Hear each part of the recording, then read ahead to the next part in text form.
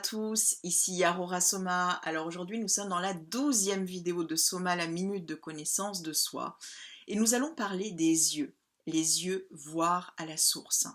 Alors en parlant de source, et avant de commencer cette vidéo, je tenais à dédicacer et à remercier tous mes maîtres, tous les rabbinim qui m'accompagnent sur ce chemin de découvrir la Torah, de découvrir cette sagesse, de découvrir toute la beauté de cette parole de vie qui m'accompagne jour après jour et qui me fait évoluer de manière totalement exponentielle et qui me donne une confiance absolue dans la direction que je prends aujourd'hui, et vraiment un grand merci parce que c'est un cadeau qu'Hachem me fait de pouvoir bénéficier de toute votre transmission, et ça n'a pas de prix. Donc merci à vous. Alors pour commencer cette vidéo, je voudrais donc revenir à la fonction anatomique donc de l'œil. L'œil, c'est l'organe de la vision, c'est l'organe principal du système visuel. Donc la fonction principale de l'œil, donc, c'est de recevoir et de transformer donc des vibrations électromagnétiques de la lumière donc au cerveau. Donc on va, dans un premier temps, l'œil va capter l'information de la lumière, qu'il va ensuite donc traduire en images au niveau de notre cortex visuel, au niveau du cerveau, et à partir en fait du cortex visuel, on va pouvoir interpréter l'image reçue de notre environnement. Donc il y a un premier temps, c'est la captation de la lumière, et ensuite le temps de l'interprétation. Alors l'œil fonctionne véritablement, c'est comme un appareil photographique, c'est un organe qui fonctionne comme une chambre noire, et donc qui donne une image inversée donc, de ce que l'on reçoit. 70% des informations passent par la vision, donc c'est-à-dire que la vision nous donne, c'est notre principale source d'information sur le monde extérieur.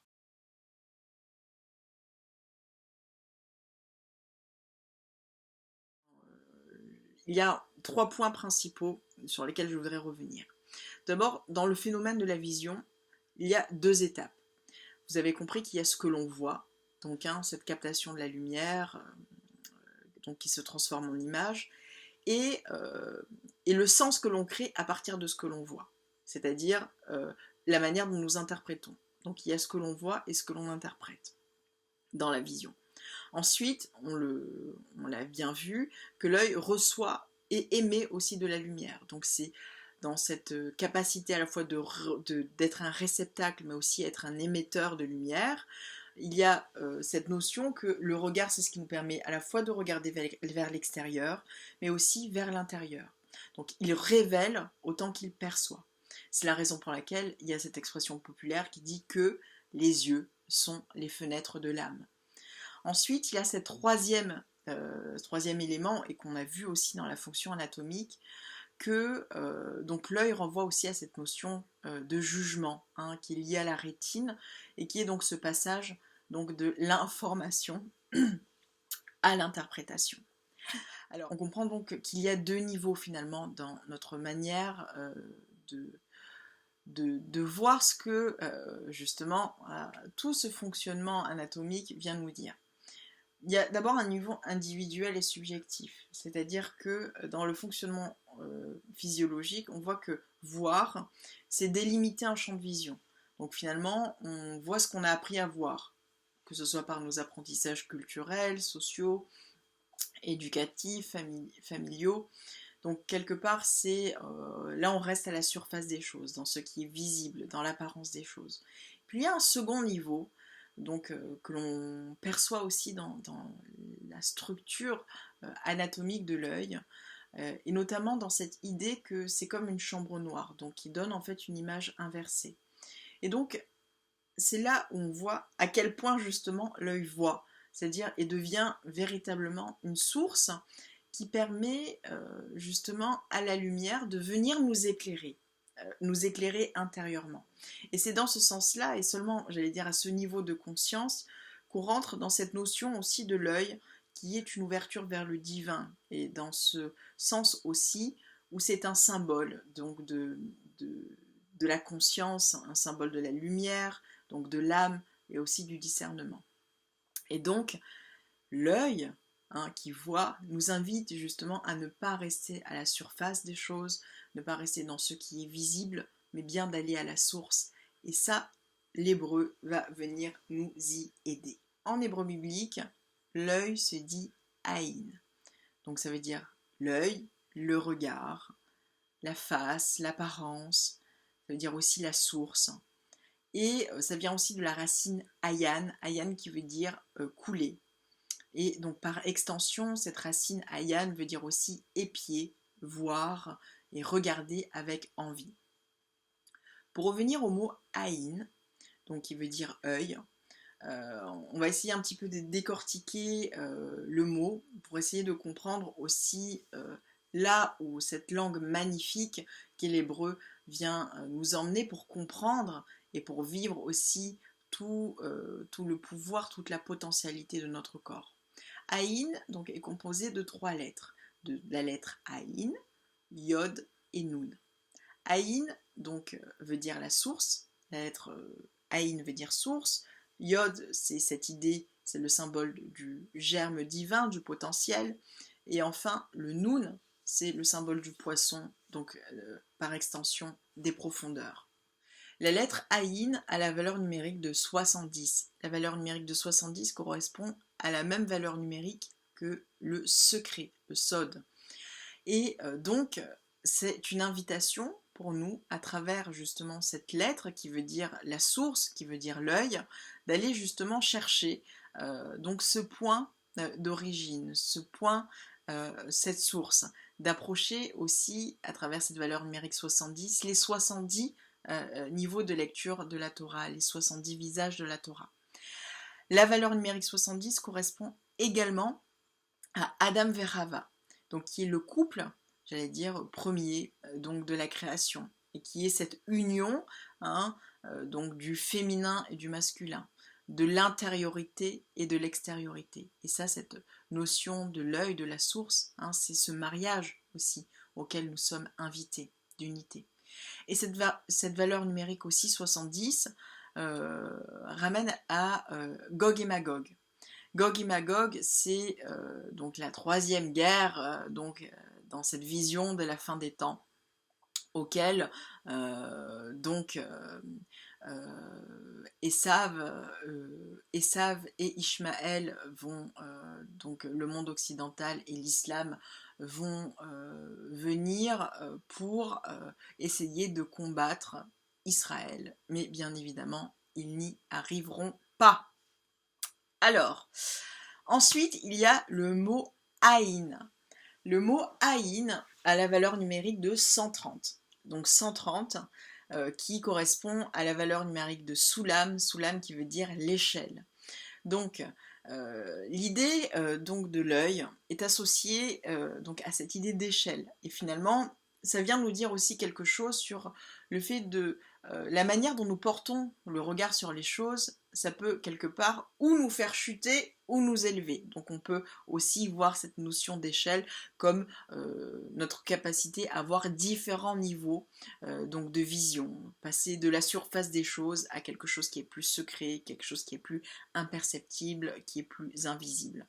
Et aussi, je pense, élévation aussi intérieure, cette idée de s'élever dans l'échelle donc de notre intériorité, dépend aussi dans la manière dont nous révélons et nous voyons la source dans les profondeurs de la matière. Et ça, c'est une notion qui est pour moi très très importante, que finalement, notre élévation intérieure, elle dépend aussi de comment nous révélons la source à l'intérieur même, j'allais dire, de la vie, de la matière, de la matérialité et du concret.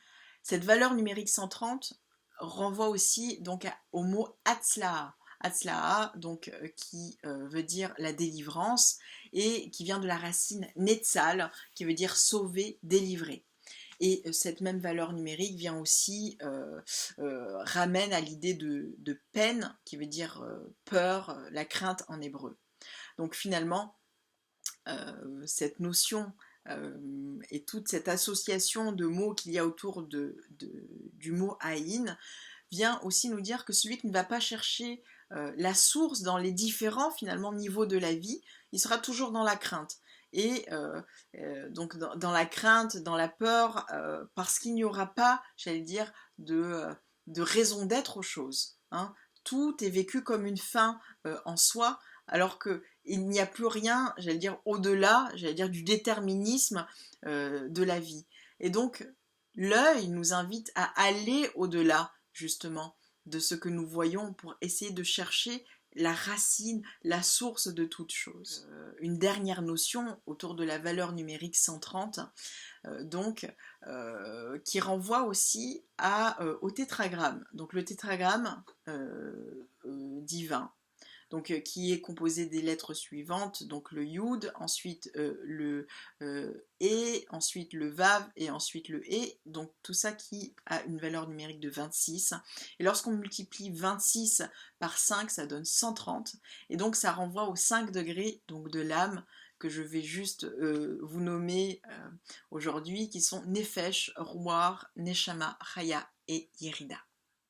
Donc on comprend, hein, on comprend à travers toutes ces idées que je vous ai, toutes ces notions que je vous ai évoquées, que l'œil c'est vraiment le microcosme de la création. C'est justement l'ouverture vers notre âme. Et quelque part dans ce que nous voyons, c'est aussi Hachem qui perçoit, parce que nous sommes cette part, j'allais dire, nous sommes cette part du divin. Donc quelque part aussi c'est Hachem qui perçoit le monde, hein, dans lequel nous évoluons. Et quelque part, l'œil, c'est aussi cet intermédiaire entre notre intérieur et notre extérieur, entre notre âme et finalement la manière dont notre âme aussi se manifeste dans le monde.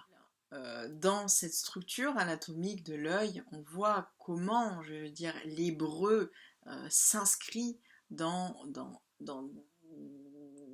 tous les niveaux de notre vie.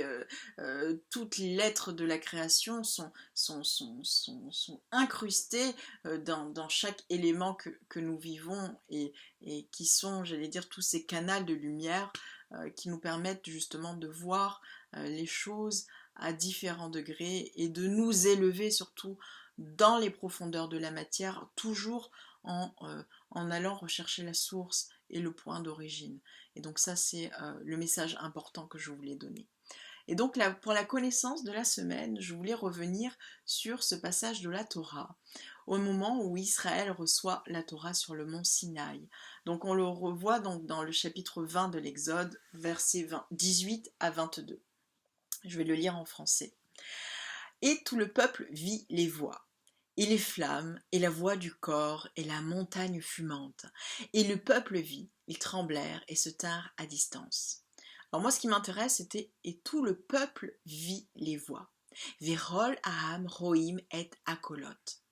Dans cette notion de « et tout le peuple vit les voix », j'ai trouvé vraiment ce passage magnifique, parce que on vient nous dire cette simultanéité de la vision et de l'écoute, que finalement voir c'est entendre, entendre au sens de comprendre, mais aussi d'écouter, et que finalement entendre, donc au sens de comprendre, c'est aussi voir, voir la source. Et d'ailleurs, l'hébreu vient nous dire aussi quelque chose d'important. En hébreu, la vision, la prophétie se dit razon, et aussi le chantre, celui qui chante à la synagogue, se dit le razan. Et donc ça vient aussi nous conforter dans cette idée, dans cette, j'allais dire, force synesthésique, que la vision devient écoute, que l'écoute devient vision, que finalement la vision profonde que nous pouvons avoir des choses exige une écoute, hein, en profondeur aussi de cette matière. Et quelque part, se rapprocher de la source, ça vient aussi nous dire qu'il c'est aussi se rapprocher de son identité réelle et authentique. Et quelque part réduire l'écart entre ce pourquoi j'ai été créé, donc la mission de mon âme, et ce que je vis dans ma réalité concrète et terrestre. Et dans cette idée que les yeux, c'est ce qui nous permet de voir à la source, c'est quelque part tendre vers cette unité du haut et du bas, du ciel et de la terre, donc de notre âme et de notre corps, de l'extériorité et de l'intériorité. de la matière et de la spiritualité. Et se relier à l'origine dans notre manière de voir dans tout ce que nous vivons, c'est aussi devenir un acteur de notre libération et aussi de participer chacun à son échelle à la révélation de la source dans le monde concret dans lequel nous vivons. Révéler toute la présence, toute la shrina, toute la présence divine, toute la lumière dans la densité et l'opacité de notre corps. Voilà, c'était le message donc de la connaissance de la semaine et je vous souhaite une très bonne semaine et je vous dis à très bientôt. Merci beaucoup. Au revoir.